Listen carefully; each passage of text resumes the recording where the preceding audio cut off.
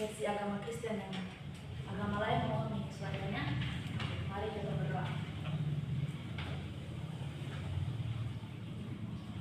Doa selesai.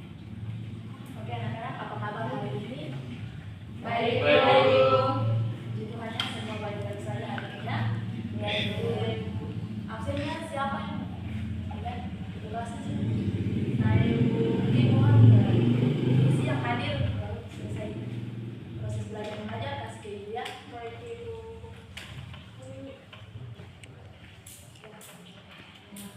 Hari ini kita akan masuk dalam kita akan belajar ya. Jadi materi yang Ibu bawakan adalah aljabar. Nah, sini siapa yang sudah pernah dengan aljabar atau yang sudah mengerti tentang aljabar? Belum, Ibu. Di sini ada dua tujuan pembelajaran katong, yaitu pengertian dan unsur-unsur aljabar beserta contohnya. Dan yang kedua, menyederhanakan bentuk aljabar pada penjumlahan dan pengurangan bentuk aljabar. Jadi sebelum katong menyederhanakan bentuk aljabar, katong harus mengetahui dulu pengertian dan unsur-unsur aljabar beserta contohnya. Di sini katong sebelum kita masuk menyederhanakan bentuk aljabar, katong harus mengetahui apa itu pengertian aljabar dulu. Oke, di sini pengertian aljabarnya adalah bentuk persamaan yang terdiri atas variabel atau yang biasa disebut dengan berubah.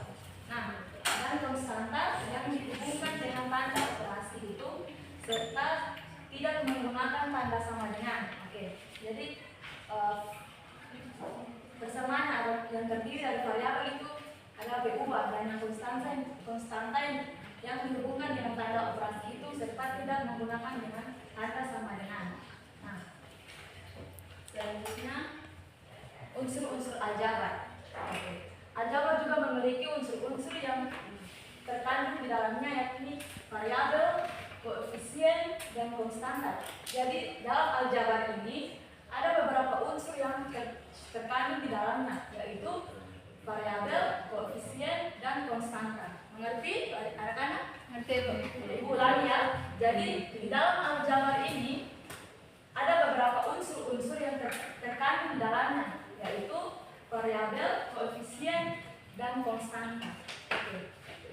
Dengan penjelasannya, variabel adalah lambang atau gabungan lambang yang mewakili sembatan bilangan dalam himpunan semesta. Jadi variabel ini akan disebut dengan gabungan atau lambang yang biasa mewakili sembatan bilangan dalam himpunan semesta. Mengerti anak-anak? Jadi kalau paham ke depan nanti habis ibu tanya ya apa arti dari aljabar, oke? Dan yang kedua, koefisien. Koefisien adalah nilai yang mengiring variabel. Jadi koefisien ini akan adalah nilai yang mengiring dari variabel-variabel ini. Nah, tadi sudah ibu jelaskan tadi. Dan yang ketiga, konstanta. Konstanta adalah lambang aljabar yang menunjukkan anggota tersebut tertentu atau berupa bilangan. Nah, dalam himpunan semesta. Jadi konstanta ini akan itu berupa bilangan. Jadi konstanta akan berupa bilangan yang akan kita pelajari sebentar. Dan selanjutnya, nah, di sini ada contohnya. Jadi variabelnya adalah A dan B, koefisiennya adalah 4, 3, dan 2. Konstantanya adalah 1. Nanti berikutnya ibu akan jelaskannya.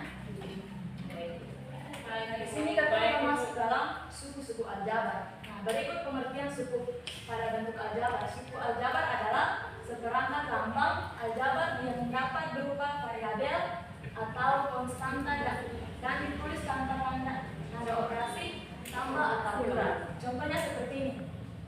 Ya.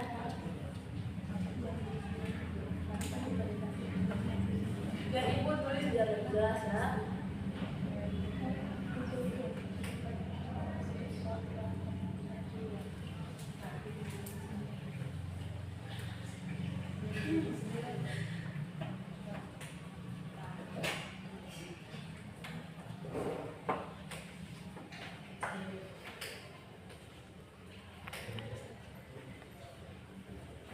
Jadi ini suku bentuk aljabar yang tadi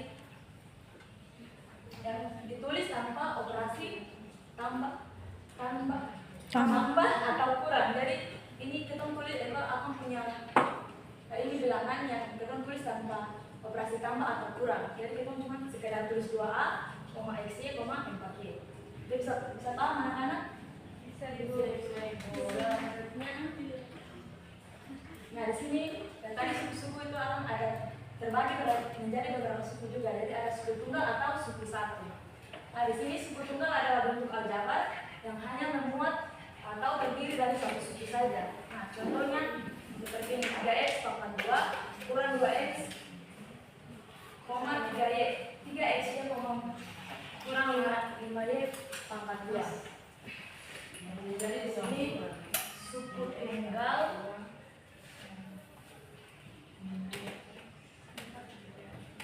kita biasa disebut dengan suku satu.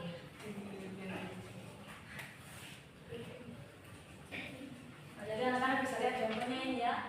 Jadi suku tunggal atau suku satu itu biasa akan disebut seperti ini. Dan yang kedua itu suku dua atau binom. Nah, di sini suku dua atau binom adalah bentuk aljabar yang memuat atau terdiri atas 3 suku atau lebih. Nah, di sini akan punya contoh. Jadi suku minum atau suku dua ini akan terdiri dari 3 suku atau lebih. Ya, jadi akan berbeda dengan yang tadi suku tunggal ini akan hanya dua suku saja. Karena tidak bisa lebih dari 3 atau kurang dari 1. Karena akan suku dari suku dua ini akan terdiri atas 3 suku atau lebih dari 3 suku. Di sini suku-suku sejenis. Suku-suku sejenis adalah suku-suku aljabar yang variabelnya dilambangkan dengan huruf dan pangkat yang sama. Contohnya, suku sejenis dari bentuk-bentuk aljabar di atas adalah 3x dan 5x serta 2x kuadrat dan 3x kuadrat. Jadi ini adalah suku-suku sejenis dari bentuk-bentuk aljabar di atas yang tadi penjelasannya.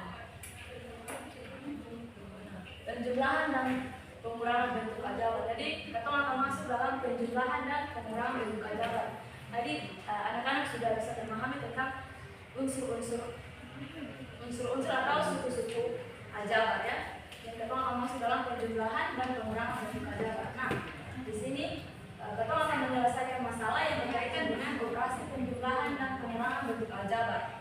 Dan yang selanjutnya kita dapat menyelesaikan masalah konseptual pada operasi penjumlahan dan pengurangan bentuk aljabar dengan cermat. Penjumlahan dan pengurangan bentuk aljabar. Operasi penjumlahan dan pengurangan pada bentuk aljabar hanya dapat dilakukan pada suku-suku yang sejenis. Jadi operasi penjumlahan dan pengurangan ini hanya dapat dilakukan pada suku-suku yang sejenis ya. Jadi hanya suku-suku sejenis saja yang akan operasikan penjumlahan dan pengurangannya. Nah, cara penjumlahan dan pengurangan bentuk aljabar yang dijumlahkan atau dikurangkan adalah koefisiennya dari suku yang sejenis. Jadi di dalam penjumlahan dan pengurangan bentuk aljabar ini yang akan dapat dijumlahkan atau dikurangkan itu adalah koefisiennya dari suku yang sejenis. Anak-anak mau paham ke depannya? Ya, Ibu.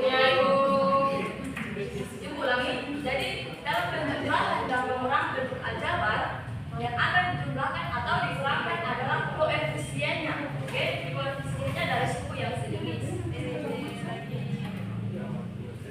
Atau akan masuk dalam penjumlahan bentuk aljabar. Penjumlahan bentuk aljabar ini rumusnya anak-anak perhatikan. Perhatikan ke depannya.